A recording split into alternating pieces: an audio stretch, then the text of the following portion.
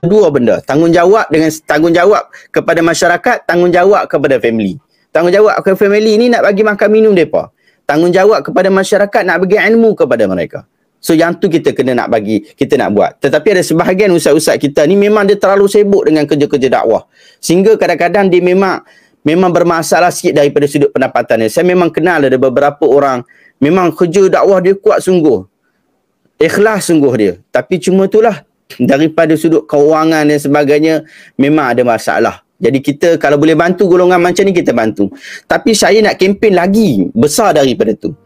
Sebab saya merasainya. Saya suka jika ada daripada kalangan tuan-tuan dan perempuan yang menonton ni, kita cari seorang budak yang mengaji, yang belajar. Kita taja dia. Tak banyak pun tak apa. Sebulan RM200 pun tak apa. Sebulan RM200 tu, kita bagi secara rutin setiap bulan kepada seorang yang pergi mengaji. Lagi-lagi kalau kita ada orang mengaji agama lagi bagus. Orang mengaji agama, kita tahu dia tu memang budak pandai. Jangan cari budak tak pandai. Cari budak yang pandai. Budak yang bila balik nanti dekat Malaysia ke ataupun memang dah duduk dekat Malaysia, bila dia habis mengaji nanti, dia dapat bagi manfaat yang cukup besar di dalam masyarakat. Taja dia waktu belajar. Jangan bagi dia susah. Jangan bagi dia susah. Taja buku dia, taja pengajian dia, makan minum dia, RM200 sebulan insya-Allah cukup. Bagi dia. Kemudian dia akan mudahkan. Maksud dia dah belajar kat sana sungguh-sungguh. Kemudian dia balik, dia akan bagi manfaat kepada masyarakat. Kalau ada orang, aduh.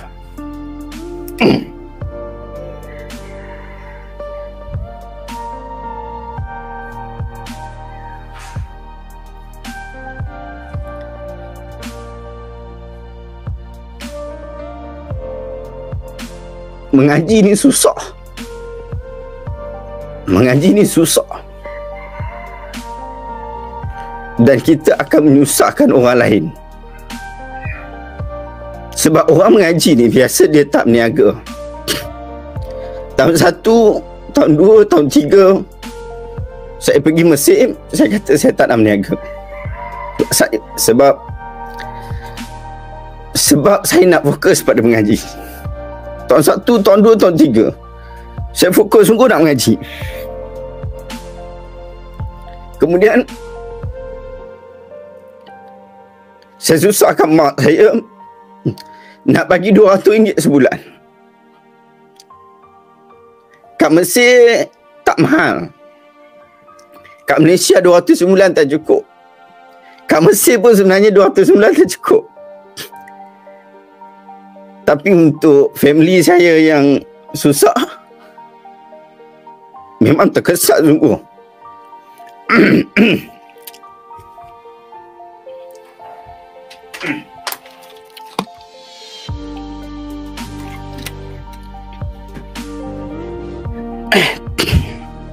Tapi tahun 1, tahun 2, tahun 3 tu saya tekad sungguh tak nak berniaga, tak nak kerja lah, tak nak cari pendapatan yang lain, nak fokus belajar.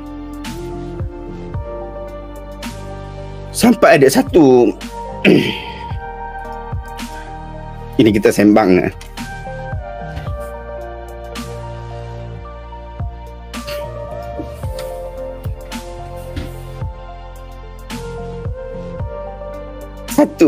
satu artikel yang saya tulis. Saya ada tulis satu artikel dahulu, tajuk dia Kasut dan Mak Ayah. Dekat tahun 2014 saya tulis. Tapi sebelum tu pun saya ada tulis lagi sebenarnya. Tahun 2011 saya ada tulis. Ini kasut saya waktu duduk belajar dekat sana. Selipar lah, bukan kasut lah. Orang utara panggil kasut. Lubang kasut ni. Berlubang kasut kiri kanan. Yang ni selipar ni saya buat pergi kuliah, saya buat pergi talaki. Susah. Saya pernah telefon mak saya. Saya telefon kat Malaysia waktu tu, saya telefon mak saya, dia kata selipar dah teruk. Teruk dah selipar saya tu. Saya nak beli baru. Kata kat mak ayah saya, nak beli baru. Dia kata, nanti ya.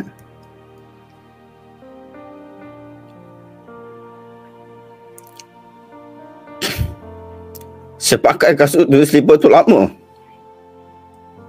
Pagi-pagi musim sejuk. Musim sejuk. Talaqi dekat Masjid Tauhid. Dekat dengan rumah saya.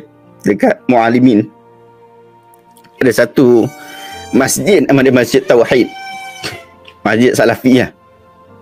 Pergi mengaji dekat situ. Banyak kelas pengajian dia. Lepas subuh. Sejuk. Pakai baju sejuk. Besar. Orang kenal saya dekat sana, baju sejuk saya besar. Besar baju sejuk saya. Dalam tu ada bulu merpati. Yang saya beli daripada adik saya. Saya pakai baju tu. Daripada tahun 1 sampai tahun 4 saya pakai. Sejuk saya pakai. Pakai kasut. Sejuk. Tapi usaha kita nak belajar. Waktu tu subuh. Talaqi kitab syariah. Talaqi kitab syariah. Ya Allah. Susah. Sebab tu saya kata, kalau kita boleh bantu, jangan bantu tok guru saja. Bantu sebelum dia jadi tok guru. Supaya dia dapat memaksimumkan usaha untuk nak menuntut ilmu. Tahun 4 sedap lah suara.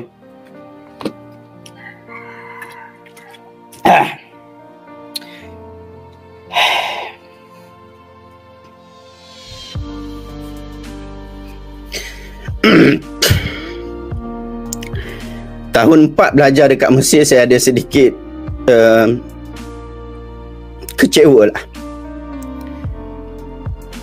Sebab saya tak ada satu sokongan kewangan yang cukup pada waktu tu.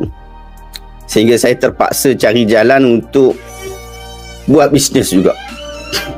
Nak pastikan saya boleh hidup dekat Mesir.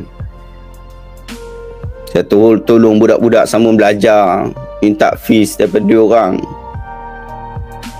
Tapi bayaran yang saya kena bayar ialah saya tak boleh duduk di Dimyat. Saya tak boleh duduk di Dimyat.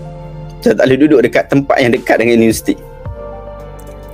Sebab tak mampu nak bayar duit sewa rumah. Tahun 1, 2, 3 saya dapat rumah percuma. Arab bagi duduk. Tahun 4 krisis Syria. Orang Syria, pelarian Syria ramai. Tuan rumah Abu Wafidin cukup bagus dia. Abu Wafidin bincang dengan kita nak bagi rumah tu kepada orang Syria. Sebab memang kita susah. Orang Syria lagi susah pada waktu tu. So kita bagi kat dia. Jadi saya tak ada rumah. Officially saya tak ada rumah. Dan tak ada duit yang cukup.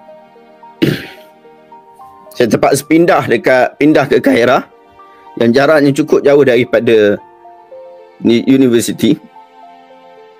Pindah di Kairah.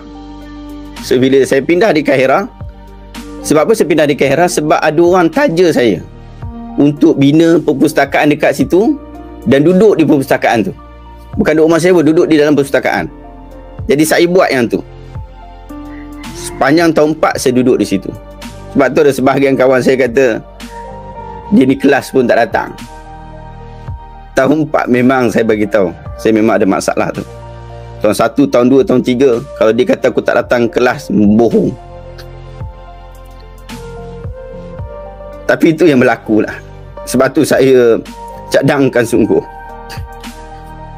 anda yang boleh bantu daripada budak-budak tu tengah belajar. Cari yang betul-betul ada potensi. Bantu dia sehingga akhirnya dia dapat bantu kita nanti. Bantu dia waktu dia tengah belajar. Dia kata nak beli kitab, bagi dia beli kitab. Dia nak beli buku, bagi dia beli buku. Mudahkan dia urusan tu. Kalau tak ada banyak, sebulan RM200 pun dah cukup. Sebulan RM200 dah cukup. Ia sangat-sangat membantu. Sehingga akhirnya bila dia balik, dapat pekerjaan dan sebagainya, dia dapat bagi manfaat yang maksimum kepada umat, insya-Allah. Jom cukup lah.